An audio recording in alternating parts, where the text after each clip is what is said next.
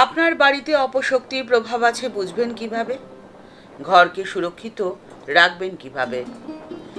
নমস্কার বন্ধুরা, প্রেরণা বাংলা মোটিভেশন চ্যানেলে সকলের আমন্ত্রণ রইল। আশা করি সকলে ভালো আছেন, সুস্থ আছেন। প্রত্যেকটি মানুষের মধ্যে নেগেটিভ শক্তি এবং পজিটিভ শক্তি থাকে। কোনো কোনো মানুষের মধ্যে নেগেটিভ শক্তির প্রভাব বেশি থাকে, আবার কোনো কোনো মানুষের মধ্যে পজিটিভ শক্তির প্রভাব বেশি থাকে। ঠিক সেভাবেই ঘরের মধ্যেও নেগেটিভ শক্তি আর পজিটিভ শক্তি প্রভাব বিস্তার করে। ঘরে যদি ঝগড়া, অশান্তি, রোগ ক্রমাগত বৃদ্ধি পেতে থাকে, তখন বুঝবেন যে নেগেটিভ শক্তির প্রভাব রয়েছে। ভগবান যেমন আছেন, ঠিক তেমনই আছে তার উল্টোটা শয়তান। শয়তানের কুনজর থেকে ঘরকে তো বাঁচাতেই হবে। ঘরকে হতে হবে মন্দির। প্রত্যেক মানুষের মধ্যে যেমন ভালো গুণ রয়েছে, ঠিক তেমনভাবে খারাপ স্বভাবও তো আছে। মানুষের মধ্যে ভালো গুণগুলোকে শক্তিশালী করতে পারলে, ভালো কাজ করতে পারলে, ভালো চিন্তা করতে পারলে দূর হয় মানুষের শরীরের সমস্ত নেগেটিভ শক্তি। তখন হয়ে ওঠে মানুষের জীবন উন্নত থেকে উন্নততর। ঠিক তেমনভাবেই ঘরের নেগেটিভ শক্তি দূর করে পজিটিভ শক্তির প্রভাব আনতে আপনাকে করতে হবে মাত্র 4টি কাজ।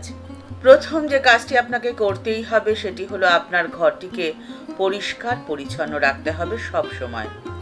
নোংরা স্থানে যখন আপনি যান, তখন আপনার নাক, চোখ, মুখ কুঁচকে যায়, মনে বিরক্তি আসে। আবার ঠিক উল্টোভাবে আপনি যখন ফুলের বাগানে যান, তখন আপনার মুখ উজ্জ্বল হয়ে ওঠে, মন আনন্দে ভরে ওঠে, কারণ তখন আপনার মনের মধ্যে পজিটিভ শক্তির উদয় হয়। সেই জন্যই ঘরকে পরিষ্কার পরিচ্ছন্ন রাখুন সব সময়, আস্তাবল বানাবেন না, তাহলেই অপশক্তির প্রভাব আপনার বাড়ি থেকে দূর হয়ে যাবে। দ্বিতীয় যে কাজটি আপনাকে করতে হবে সেটি হলো বাড়িতে পুজো আর্চার চল রাখতে হবে। শঙ্খধ্বনি, কাসর, ঘণ্টা যেন ঘরে প্রতিদিন সকালে বাজে। সন্ধ্যায় ঘরে ধূপধুনা দিন এবং এতে পোকামাকড়ও মরে যায়। তার সাথে দূর হয় শয়তানের কুনজর।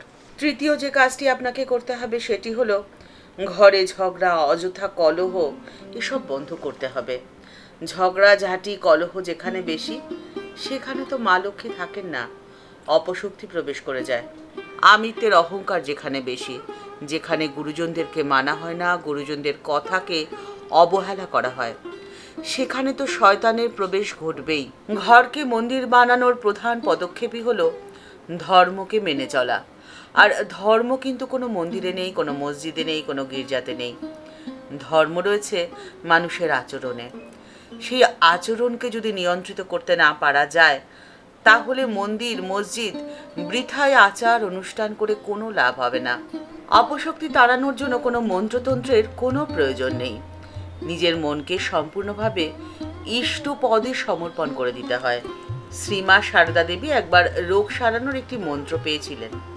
সেই মন্ত্রকে যেন ইষ্টপদে মা সমর্পণ করে দেন, এরকম নির্দেশ দিয়েছিলেন ঠাকুর শ্রী রামকৃষ্ণ পরমহংসদেব স্বয়ং শ্রীমাকে। ঘটনাটি ঠিক এরকম ঘটেছিল। একদিন যোগিন মা ঠাকুরের খাবারের পরে ঠাকুরের মুখ ধোয়ার জন্য ঠাকুরের হাতে জল ঢেলে দিচ্ছিলেন। ঠিক এমন সময় ঠাকুর যোগিন মাকে হঠাৎ বললেন, ওগো, আমার গলাটায় বড় ব্যথা করছে গো, তুমি আরাম করার যে মন্ত্রটি জানতে তা উচ্চারণ করে একবার হাতটি বুলিয়ে দাও তো। যোগিন মা ঠাকুরের আদেশ পালন করলেন। পরে তিনি শ্রী মার কাছে এসে বললেন, আমি যে ওই মন্ত্র জানি, তা উনি কি করে এই কথা জানলেন? তখন এই কথা শুনে শ্রীমা হাসতে হাসতে বললেন, ওগো, উনি যে সব জানেন, সব বুঝতে পারেন, অথচ মন মুখ এক করে সৎ উদ্দেশ্যে যে যা করছে তার জন্যে তাকে কখনো ঘৃণা করেন না। মা বলছেন, ওনার কাছে আসার আগে আমিও এই মন্ত্র জানতাম।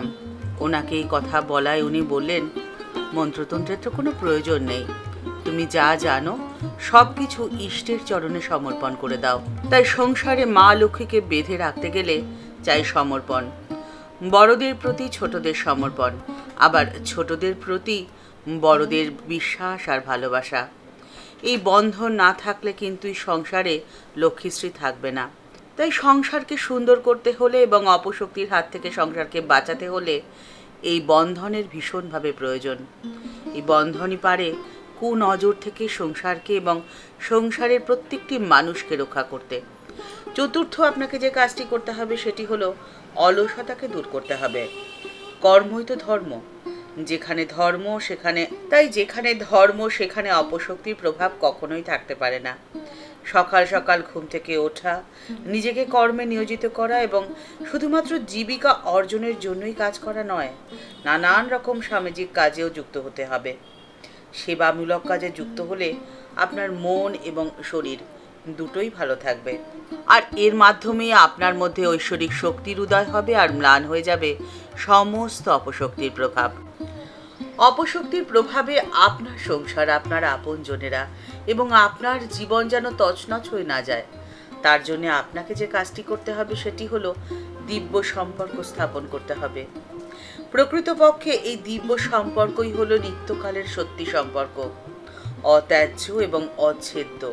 শ্রীমা সারদা দেবী কোনো কারণে একদিন বললেন, রাধি টাধি আমার কে, অর্থাৎ কেউই নয়।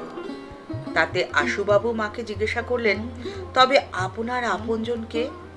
উত্তরে মা বললেন, কথামৃতে সাঙ্গপাঙ্গ পড়েছ তো? ঠাকুরেরই বলো আর আমারই বলো, ছেলে মেয়েরাই হচ্ছে আমার আপনার জন।